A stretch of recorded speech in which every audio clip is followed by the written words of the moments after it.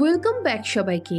আজ আমি ম্যারি মাই হাজবেন্ডের এপিসোড 5 এক্সপ্লেন করব। যারা আগের এপিসোডগুলো দেখোনি, ডেসক্রিপশনে লিংক দেওয়া আছে, ওখানে ক্লিক করে দেখে নাও। আর নতুন হলে চ্যানেলটা সাবস্ক্রাইব করে দাও। তো চলো শুরু করা যাক। তো এপিসোডের শুরুতে 2005 সালের ঘটনা দেখানো হয়। রাস্তায় জিহককে ঘিরে তার ফ্রেন্ডরা পার্টি করছিল। তখনই সেখানে জীবন মাতাল অবস্থায় চলে আসে আর তাকে দেখে জিহকের ফ্রেন্ড ভয় পেয়ে যায়। তারা সেখান থেকে চলে যেতে শুরু করে, কিন্তু রাস্তায় দুজন জীবনকে নিয়ে খারাপ কথা বললে জিহক জীবনের কাছে যায় আর বলে, তুমি কি একা এসেছো? তোমার ফ্রেন্ডরা কই? এতে জীবন নেশার ঘরে বলে, আমি একা, আমার বাবা 2 মার্চ মারা গেছে আর আমার বয়ফ্রেন্ডও আমার সাথে ব্রেকআপ করে নিয়েছে, তা আমি পুরো একা। এই শুনে জিহক বলে, তবে তোমার ফ্রেন্ড নেই? এই সময় জীবন জিহকের গায়ে পড়ে যায় আর ওর চশমাও ভেঙে যায়। জিহকের প্রশ্নে জীবন জানায় তাকে কেউ পছন্দ করে না, তাই তার ফ্রেন্ড নেই। এরপর জীবন জিহকের বডি থেকে অ্যালকোহলের গন্ধ পেয়ে তার একদম ক্লোজ চলে আসে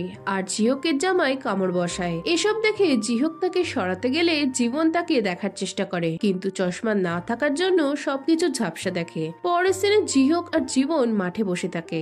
জীবন নেশার ঘরে আবারও বলতে থাকে তার বাবা 2 মার্চ মারা গেছে। জিহক বলে, হ্যাঁ জানি, তোমার বয়ফ্রেন্ডের সাথেও তোমার ব্রেকআপ হয়ে গেছে, কিন্তু তোমার ফ্যামিলিতে আর কে কে আছে? জীবন জানায় তার কোনো ফ্যামিলি নেই, তার মা অনেক আগেই তাকে ছেড়ে চলে গেছে আর কোনো বন্ধুও নেই। এই সময় জিহক বলে, হ্যাঁ জানি, তোমায় কেউ পছন্দ করে না, তাই তোমার কোনো ফ্রেন্ড নেই। এই শুনে জীবন অবাক হয়ে বলে ওঠে, তুমি কি করে জানলে? তুমি কি কোনো ফরচুন টেলার? এতে জিহক কিছু বলে না। এরপর সে বিয়ার বলে জীবনকে কোক ধরিয়ে দেয়। জীবন বলতে থাকে তার একটা ফ্রেন্ড আছে, কিন্তু দরকারের সময় সে তার পাশে থাকে না। জীবন বলে, সুমিন তার সাথে থাকলে তার নিজেকে লুজার লাগে। এরপর জীবন বলতে থাকে, আমার বয়ফ্রেন্ড হঠাৎ করে চেঞ্জ হয়ে গেছে, ও এতই বিজি হয়ে গেছে যে আমার বাবা মারা যাওয়ার সময়ও সে আসেনি। এতে আমার খুব খারাপ লাগলেও আমি কিছু বলিনি। আমি লক্ষ্য করেছি ও সুমিনকে দেখে স্মাইল করতে থাকে। আমার মনে হয় এটা ন্যাচারাল। সুমিন সুন্দরী, কিউট, আর ও আমার ফ্রেন্ড বলেই হয়তো আমার বয়ফ্রেন্ড স্মাইল করে। এদিকে এসব জিহক শুনতে থাকে।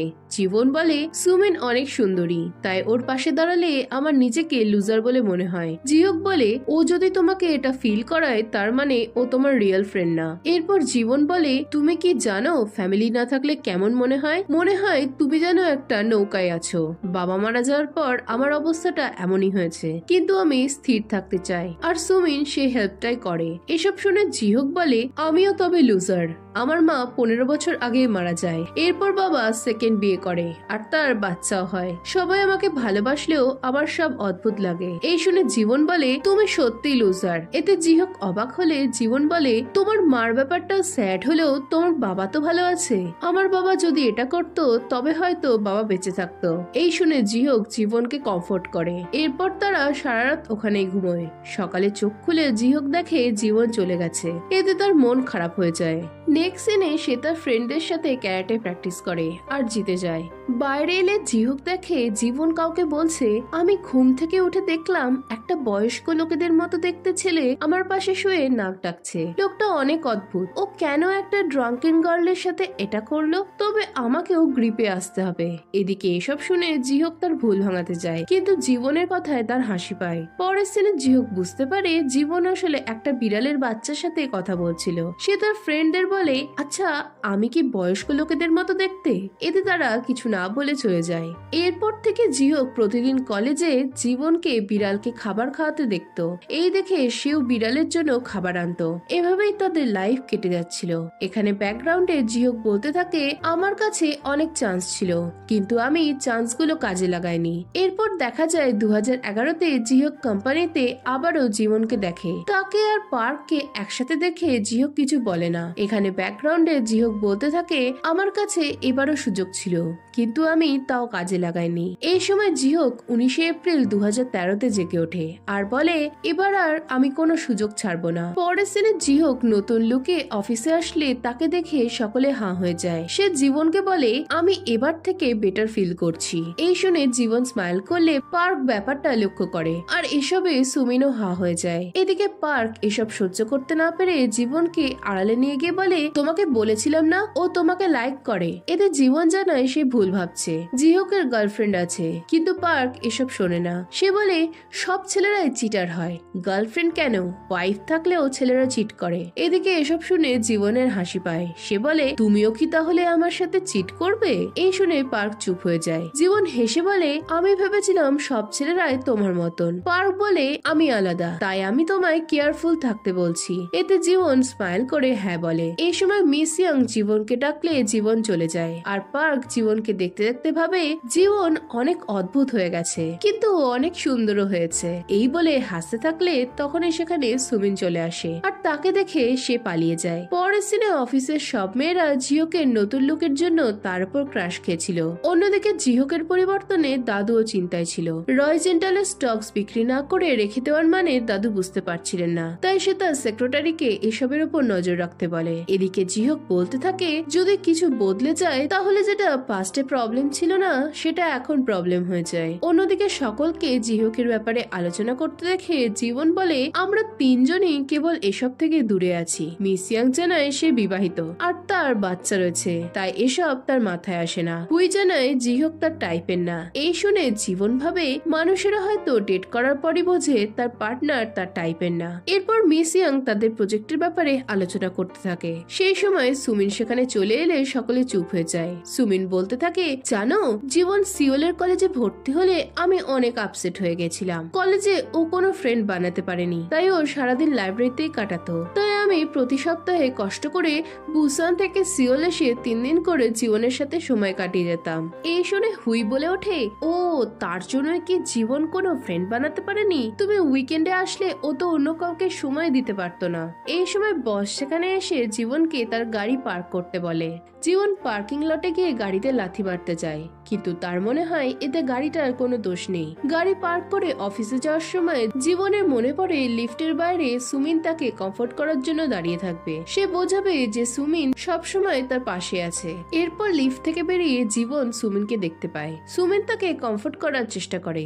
এরপর সে জীবনকে বলে সে যেন তার প্রজেক্টে সুমিনকে জয়েন করায়। সুমিন বলে আমি ফুল টাইম এমপ্লয় হতে চাই, তাই প্লিজ আমায় জয়েন করাও। এতে জীবন ভেবে দেখছি বলে যেতে গেলে সুমিন তাকে আটকায় আর বলে আমি এটা তোমায় রিকোয়েস্ট করছি না। এরপর সে হেসে বলে আমরা সারা জীবন একসাথেই থাকবো আর এটাই আমাদের ভাগ্য। এই সময় বস এসে জীবনকে ডাকে আর তার সাথে সুমিনের চোখের ইশারায় কথা হয়ে যায়। পরের সিনে জীবন বসের কাছে গেলে বস প্রজেক্টের ব্যাপারে জীবনকে রিপোর্ট দিতে বলে। জীবন তাকে কিছু সময় চাইলে বস চিৎকার করে বলে আমি জানতাম তুমি পারবে না, তাই আমি সুমিনকে বলেছি কাজ না হলে তোমাকে আমি প্রজেক্ট থেকে বের করে দিতে পারি। এই শুনে জীবন চিন্তায় পড়ে যায়। বস বলে এই প্রজেক্টটা আমি নতুন করে বানাবো, তাই তুমি ঠিক করে কাজ করো। এসব শুনে জীবন চিন্তায় পড়ে যায়। সে বুঝতে পারে প্রজেক্টটা সে সুমিনকে দেয়নি বলে সুমিন বসকে হাত করেছে। এই সময় জিহোক এসে জীবনকে ডিনারে যাওয়ার কথা বলে, কিন্তু জীবন জানায় তার পার্সোনাল কিছু প্ল্যানস রয়েছে। নেক্সট সিনে জীবন বেকুনের সাথে দেখা করতে গেলে সে খুশি হয়। সে জীবনকে নানা ওয়াইন খাইয়ে ইমপ্রেস করার চেষ্টা করে। এই সময় পার্ক জীবনকে কল করতে থাকলে জীবন তার ফোন ধরে না, তাই পার্ক জীবনের খোঁজ নেওয়ার জন্য সুমিনকে ফোন করে। সুমিন জানায় জীবন অনেক আগেই সেজেগুজে বেরিয়ে গেছে। এই শুনে পার্ক হাঁ হয়ে যায়। সুমিন আগুন লাগানোর জন্য বলতে থাকে পার্ক তুমি জীবনকে কন্ট্রোলে রাখো, ও হঠাৎ করেই বদলে গেছে। ওর মাও জীবন হওয়ার পর তাদের ছেড়ে অন্য কোনো লোকের সাথে চলে যায়, তাই জীবনও এটা করতে পারে। এদিকে এসব শুনে পার্ক অবাক হয়ে যায়। সে বলে জীবনের মার অ্যাফেয়ার ছিল?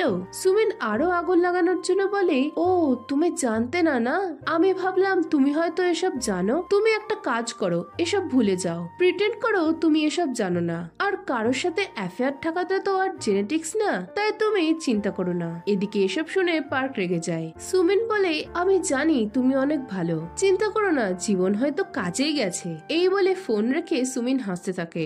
অন্যদিকে জীবন বেকুনকে বলে তুমি আমার সাথে কথা বলবে না বলেছিলে কারণ তুমি ভেবেছিলে আমি তোমায় ডাম্প করেছি। বেকুন বলে এসব তুমি আর আমায় মনে করিও না। এরপর জীবন লেটারটা দেখতে চায়। বেকুন সেটা দিলে জীবন দেখে চিন্তায় পড়ে যায়। সে বেকুনকে জানায় হ্যান্ডরাইটিংটা তার হলেও সে এটা লেখেনি। জীবন মনে মনে ভাবে সুমিন তবে তার হ্যান্ডরাইটিংও কপি করতে পারে। এই ভেবে সে অনেক বিরক্ত হয়। এরপর বেরোনোর সময় চেয়ার থেকে উঠলে বেকন আর জীবন ক্লোজ চলে আসে। যাওয়ার সময় জীবন জানায় তার বয়ফ্রেন্ড রয়েছে। এই শুনে বেকুন বলে সে কি লম্বা আর চোখে কালো ফ্রেমের চশমা পরে আর একটু ওল্ড ফ্যাশন। এই শুনে জীবন বলে এটা তো জিহো, কিন্তু তুমি ওকে কিভাবে চিনলে? বেকুন বলে ওই তো আমার রিউনিয়নের কথা বললো, আমি ভাবলাম ও হয়তো তোমার বয়ফ্রেন্ড, কারণ ও তোমাকে নিয়ে অনেক চিন্তায় ছিল। এই শুনে জীবন অবাক হয়ে যায়। এদিকে এই সময় জিহোক রাস্তা দিয়ে যেতে থাকলে বেকন আর জীবনকে একসাথে দেখতে পায়, আর এতে তার খারাপ লাগে। জীবনকে ফোন করবে কিনা সেটা সে বুঝতে পারে না, কিন্তু অবশেষে সে ফোন লাগিয়ে দেয়। এদিকে জীবনকে পার্ক বারবার ফোন করছে দেখে জীবন বিরক্ত হয়ে ফোন সুইচ অফ করে দেয়। অন্যদিকে জিহোক জীবনকে ফোনে না পেয়ে গাড়ি ঘোড়ায়। এদিকে জীবন একা একা বাড়ি যেতে থাকলে তার মনে হয় কেউ তার পিছু করছে, তাই সে ভয় পেয়ে ছুটতে শুরু করে। প্লেগ্রাউন্ডের মধ্যে দিয়ে যাওয়ার সময় পার্ক হঠাৎ করে তার সামনে চলে এলে তাকে দেখে জীবন ভয় পেয়ে যায়। সে বলে তুমি আমার পিছু করছিলে? পার্ক বলে কেন, তুমি কি অন্য কাউকে ভেবেছিলে? জীবন বলে তুমি তো আমায় ডাকতে পারতে। পার্ক জানায় কেন করব, তুমি তো আমার ফোনই ধরছো না, কিন্তু তোমাকে ভয় পেতে দেখাটা অনেক মজাদার ছিল। এই শুনে জীবন বিরক্ত হয়। এরপর পার্ক বলে তুমি কোথা থেকে আসছো আর এত মেকআপ করেছো কেন? এই বলে সে জীবনকে সন্দেহ করতে থাকলে জীবন রেগে যায়। সে বুঝতে পারে সুমিন পার্ককে তার মার ব্যাপারে বলেছে। পার্ক জীবনের হাত ধরে বলে তুমি কোথায় গিয়েছিলে, সত্যি করে বলো। জীবন হাত ছাড়াতে বললে পার্ক শোনে না। এই সময় জিহোক এসে পার্ককে ফেলে দেয়। পার্ক তাকে দেখে হাঁ হয়ে যায়। জিহোক পার্ককে মারতে শুরু করে। তার মাথায় জীবনের ফিউনারেলের দৃশ্যগুলো ভাসতে থাকে। এতে জিহোক আরো রেগে যায়। এদিকে জীবন জিহোককে থামতে বললে সে পার্ককে ছেড়ে দেয়, আর পার্কও সেখান থেকে পালিয়ে যায়। কিছু দূর গিয়ে পার্ক ভাবে সে দৌড়ালো কেন, তার আরো মনে হয় জীবন তার পেছনে আসলো না কেন। এতে সে রেগে পাশের ডাস্টবিনে মারতে গেলে উল্টে রাস্তায় পড়ে যায়। পরের সিনে জীবন আফসোসের সাথে ভাবতে থাকে সে পার্কের মতো একটা লোকের ওয়াইফ ছিল। এই সময় জিহোক এসে বলে তোমার হাত ভালো আছে তো? জীবন তাকে এসব করার কারণ জিজ্ঞেস করলে জিহোক জানায় সে একটা কাজে এদিকেই আসছিল। জীবন কোন কাজ জিজ্ঞেস করলে জিহোক চুপ হয়ে যায়। সে বলে তোমার ফোন অফ ছিল বলে আমার চিন্তা হচ্ছিল। এই শুনে জীবন বলে কেন তুমি আমায় নিয়ে চিন্তা করছো? যদি আমার সাথে কিছু হয় তাতে তোমার কি? জিহোক বলে আমার চিন্তা হয় পার্ক তোমায় কষ্ট দিতে পারে। এতে জীবন বুঝতে পারে না জিহোক কি করে এত কিছু জানলো। সে বলে পার্ক আগে কখনো আমায় ওভাবে গায়ে হাত দেয়নি। জিহোক বলে আমি সবই দেখলাম, আমার মনে হচ্ছিল ওর সব আঙুলগুলো কেটে দিই। এই সময় সুমিন তাদের দুজনকে একসাথে দেখতে পায়। সে বলে আমি পার্ক আর জীবনের ঝগড়া দেখতে এলাম, আর এসব কি হচ্ছে? এদিকে জীবন বলে তুমি যা করছো সেটা ঠিক না, তোমার ফিলিংস আমায় আনকমফোর্টেবল করে তুলছে। এই শুনে জিহোক বলে তুমি আমার ফিলিংস গুলো জানো? জীবন বলে আমি চিটিং পছন্দ করি না, হুই আমার বন্ধু, আমি চাই না ও কষ্ট পাক। এই সময় জিহোক অবাক হয়ে বলে তুমি ভাবছো হুই আমার গার্লফ্রেন্ড আর আমি ওকে চিট করছি? জীবন বলে তুমি করছো না। এই শুনে জিহোক হুইকে ফোন করে। হুই ফোন তুলে এত রাতে ফোন করার জন্য জিহোকের ওপর বিরক্ত হয়। জিহোক তাকে আই লাভ ইউ বললে হুই ফোন কেটে দেয়। জিহোক জীবনকে বলে তোমার কি মনে হলো ও আমার গার্লফ্রেন্ড? এই সময় হুই জিহোককে ফোন করে বলে আমি 1 মাস তোমার ফেস দেখতে চাই না, কিন্তু অফিসে তোমায় ডেলি দেখতে হবে। তুমি কি পাগল হয়ে গেছো না ফ্যামিলি থেকে নিজের নাম কাটাচ্ছ? এদিকে এইসব শুনে জীবন হা হয়ে যায়। সে বলে হুই কি তোমার বোন? এতে জিহোক হ্যাঁ বললে জীবন লজ্জায় হা হয়ে যায়। সে জিহোকের কাছে ক্ষমা চাইলে জিহোক স্মাইল করতে থাকে আর বলে আমি তোমায় লাইক করি। এই শুনে জীবন অবাক হয়ে যায়। পরের সিনে জিহোক জীবনকে বাড়ি ছাড়তে আসে। জিহোক জীবনের দিকে এগোলে জীবন ভাবে সে হয়তো তাকে কিস করতে যাচ্ছে, কিন্তু জিহোক হঠাৎ করে তার উপর অজ্ঞান হয়ে পড়ে যায়। আর এখানেই এই এপিসোডটা শেষ হয়ে যায়। এখন এরপর কি হবে জানতে হলে ভিডিওটাতে লাইক আর কমেন্ট করো, আর নতুন হলে চ্যানেলটা সাবস্ক্রাইব করে দাও। তো দেখা হচ্ছে নেক্সট ভিডিওতে। বাই।